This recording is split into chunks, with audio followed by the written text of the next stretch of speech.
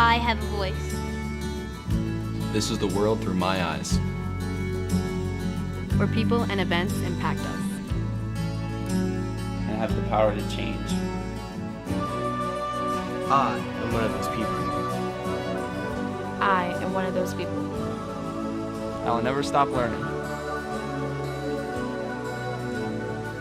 And never stop questioning. This is my promise. I have a voice. I have a voice. I have a voice. I have a voice. I have a voice. And this is our forum.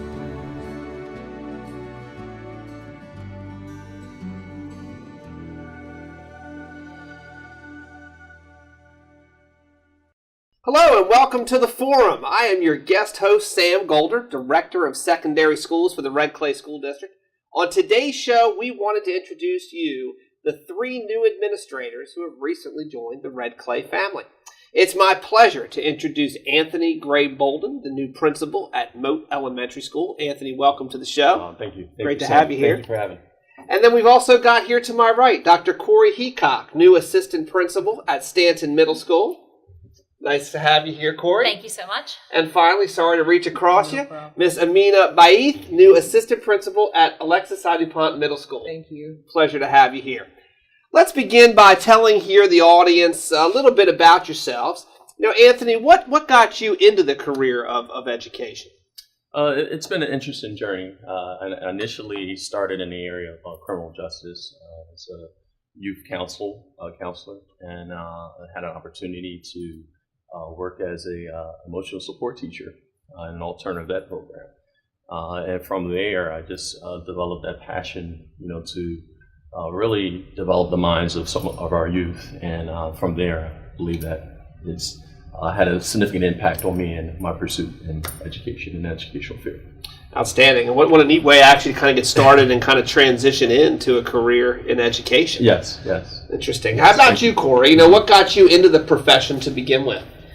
Although education was my first career, I also took an indirect route to get there. I think the signs were there my whole life that it was going to happen. My mom was a teacher. I loved school. I tutored in college, helping women earn their GEDs in inner city Baltimore. And then once I graduated with a biology degree, I didn't know what I wanted to do. So I started tutoring middle school and high school students in science, and it just clicked. I'm supposed to be a teacher. So I went back to school, got my Master of Arts in Teaching, and have been in education ever since. Wow. Amina, I know you've joined the very talented team over there at AI Middle School. I have. What got you interested in the Red Clay School District in particular? Well, I'm actually a Red Clay family. I live in the Colonial School District. I have my partner is a counselor in the Colonial School District, and so what was really interesting for me is to see coming from another district, the ways in which Red Clay had specific initiatives, I think, that really truly address what was happening to our students who are living in poverty. So that was incredibly appealing to me. Outstanding. So, you're all obviously coming in new here into the school district. We certainly have many goals in Red Clay about how administrators positively impact students in our schools. But Anthony, talk a little bit about, what you feel like your role is, as the principal of Moat Elementary, and what are the things you hope to bring to the table here in your tenure at the school? I think first and foremost, I think it's really helping develop a culture, for a high rigor in instruction and quality instruction, but more importantly, a safe environment that's conducive for learning. But it's really supporting our teachers in every aspect of making sure that they have all the supplies that are necessary for them to provide high quality of instruction in their classroom. But also, I think it's important for us to continue to utilize the resources that are within the district, such as it's amazing the PLCs that are here that we're I'm nervous. I'm sorry. I have to be honest with you. But the PLCs that the teachers have to utilize that form for intentional, focused planning. And so, therefore, I think it's important for us to continue to support that. Yeah, and PLCs have certainly been a big initiative here at Red Clay the last several years. Amina, your situation's kind of interesting, is that you enter a middle school with a brand new principal as well. So, how is that dynamic sort of playing out here in the first couple of weeks, and what do you see your role in a support to the new principal at AI Middle?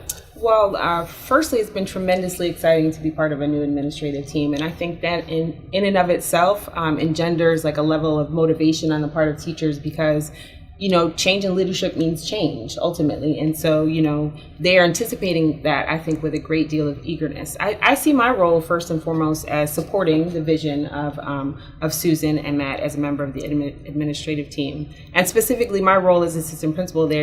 I'm trying to model exactly what I'd like to see in the students and teachers in the building, and so a real commitment to that learning environment, and a way to articulate that everyone can do their best every single day, and so it's been really fantastic so far. That's awesome. That's awesome. And Corey, for you come into a situation where the principal has been there now for a few years. You come here from a school district a bit south of us here in Delaware. And what are some of the changes you see sort of in Stanton Middle School from some of the things you were doing down in the southern part of Delaware?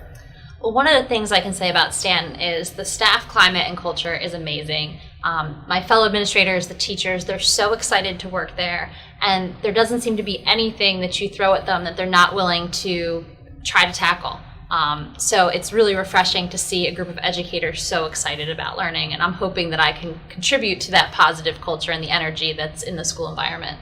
You make an interesting point. They often say that, it takes a teacher first to be an administrator.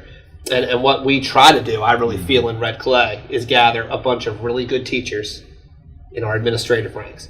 Do you believe in that, I guess, number one? And how does being an effective teacher turn you into a great administrator? I absolutely believe in that. I think it's important to offer a variety of leadership opportunities to teachers, and they can range in size and scope, to being a leader in their own classrooms, to being a leader within their departments or their grade levels, and then stepping up and starting to tackle leadership challenges at the school level and on the district level. And I think those experiences add up and give those teachers what they need to actually step into a school administrator role. Now, this group is a fairly youthful group here sitting in front of me. At least you all look younger than me. Anyway, I'm younger than I look, for those of you at home. Now, Anthony, but over the years, you've seen some changes in education. You've watched some things evolve. How have you seen education shift a little bit in your time in the field? And where do you see sort of things headed at your level, in the elementary level? Well, I think that first and foremost, and I believe it's important for us to happen, and is a high level of accountability. And I think that for us, we should always be concerned about whether or not what we do in the classrooms are directly impacting student and growth. So I think that there's been more accountability. There's much more research that we can utilize in assuring that we can make sure that we have programming that's appropriate for students. So where I see education heading, there's a lot that deals with just a whole group instruction, small group instruction, independent practice, gradual release, and just seeing best practices be implemented in the classroom. So I think that there's ongoing instruction that really will impact education. Absolutely, and with our strategic plan, we hit on a lot of those topics here in Red Clay. College and career readiness is really a large part of our strategic plan. Talk a little bit, Amina, maybe about some things AI Middle can do, even at the middle school level, to begin preparing our students for that next level of post-secondary education. I think that it's really important to articulate a culture of high expectations. And so I think if you're making clear to students that that college is an option, that a career is an option, a viable option for them, that is something that students will ingest and will motivate them. And so you need to show them that, in order for me to become an assistant principal, I had to go through many, many years of education. And so I think sometimes that's the tension, because students have to understand that they need to put in time, energy, and effort in order to get those results much later on. And so that's, that is part of, I think, what is one of the challenges in our responsibility to students when we talk about them being college and career ready. Because, when you're 12 years old, it's very hard for you to imagine going to school for the next, 15 years. But what we need to say is, this ultimately will translate into a better quality of life for you and your family. So, I think as a leadership team and as a faculty and staff, that is one thing that we absolutely need to do. Excellent. I know AI Middle is embarking into the AVID program this year, absolutely. which is sort of part of what you are discussing. Corey Stanton has been using AVID pretty successfully, and I know that's something Ms. Bond and the team feel real strongly about at the school. But as you think about college and career readiness, what are some of the challenges you really feel like we face right now with students? Public schools aren't easy, right? I mean, we've got, I always say we serve the clients that walk in the door in public schools. They are our clients, they are our passion, that's who we work with. What do you see as the greatest obstacles and challenges to our profession today?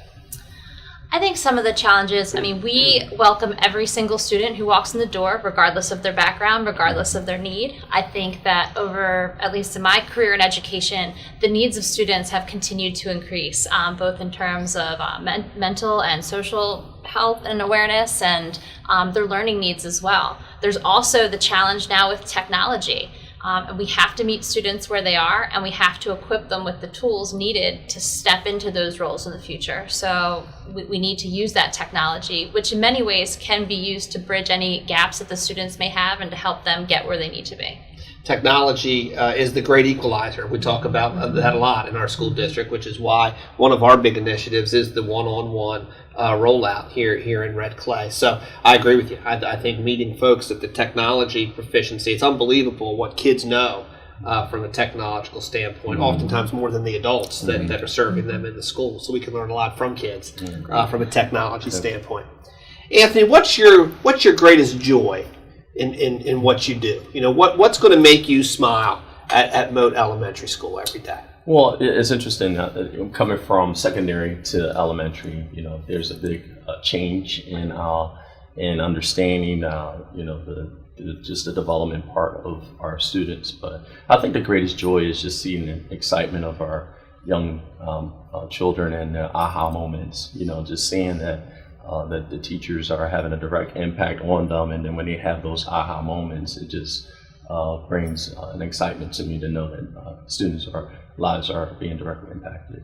It's easy to see joy at an elementary school level where things are right out in front of right. as a kid. The middle school level, there's joy every now and then. Maybe not quite as often, but what makes you smile at the middle school level? It's such a great age to watch the dynamic play out. It is. I have to be honest. It just brings me great joy to serve kids, and I think partially it's selfish because it just gives me purpose and meaning, and I feel that what I do every day is meaningful and it does have a real impact. And so those kids, whether they're having a terrible morning or a fantastic morning, I'm very pleased and gratified to be in their presence.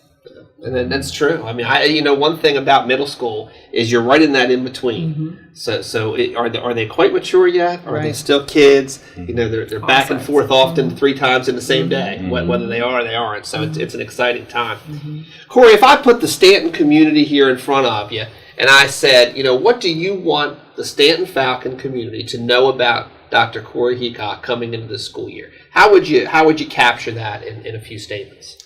I'm a lover of learning, both for myself and for everyone around me. And I'm an eternal optimist, and I think you have to be in education. I always see the glass half full, and I always look for the small things to celebrate. The little I know about the Stanton community, it is an amazing community. I can't wait to meet the students, and I think there's going to be many things to celebrate this year.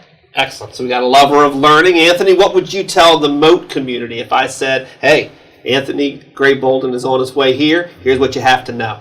Again, one of the things I found out about Moat is that the culture there is a family-oriented culture. And I think that restoring that culture back to having full engagement of all stakeholders, family, parents, teachers, just collaborating together, I think that's will be my primary focus and primary goal. Excellent. And Amina, now you're on stage in front of the Tigers on day one. What would you say is something important to know about you coming in? I would say that I believe, with every fiber of my being, that every single student can be successful. Every single one. And we certainly believe that in Red Clay as well. Well, look, that's all the time we have here today. I'd like to thank my guests, Anthony Gray Bolden, new principal at Moat Elementary School, Amina Baith, new assistant principal at Alexis I. DuPont Middle School, and Corey Heacock, assistant principal at Stanton Middle School. love to thank you for being here today. Thank We are going to have buses rolling in on Monday, folks. So we are going to hustle back to our individual offices and get ready for that to happen. Thank you for tuning in to the forum, and we will see you next time.